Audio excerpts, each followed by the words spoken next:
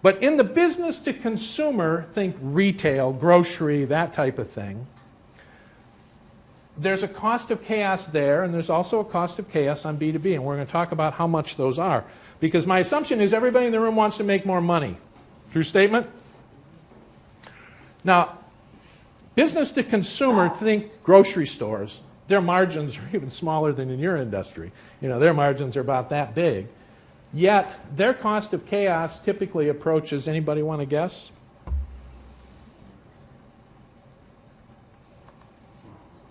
5%. 5? Good guess. Typically, they approach 10% of their top line. So if you're in a business where your bottom line is 1% and your chaos of arriving at that 1% is 10 times that, what if you were to kind of remove some of that chaos?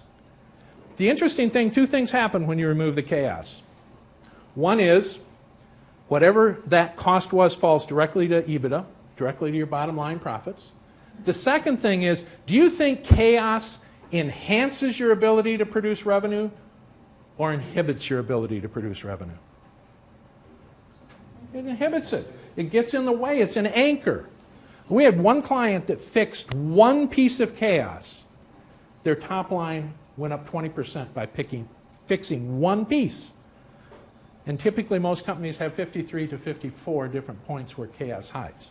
They picked one. That was a big one, but they got a 20% uptick by fixing one thing. So, in B2B, it is typically 10%. Or in B2C, it's 10%. B2B, who wants to take a guess what the cost of chaos is in a B2B environment, which is what you all are? Anybody? 55%. Anybody else? Others? 20? Anybody else? 70. The norm, well, the minimum is 20. It's never less than 20. Never seen a business where the chaos of producing revenue is less than 20% of the top line. The more complex your business is, the higher that number rises. The idea of 40, 45, 50 is not unusual.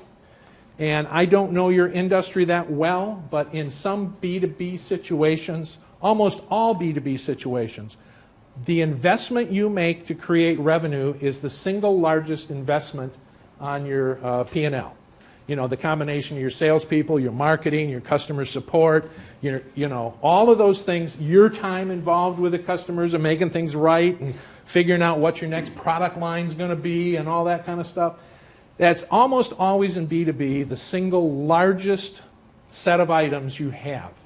In many B2B situations, it's more than everything else put together. So the idea that it's 20, 30, 40% is not very much of a stretch. You never want to remove all of the chaos, because part of that chaos is taking the time to figure out what could we do next? What might we try that we've never tried before? How do we make this customer delighted where they're kind of mad at us at the moment?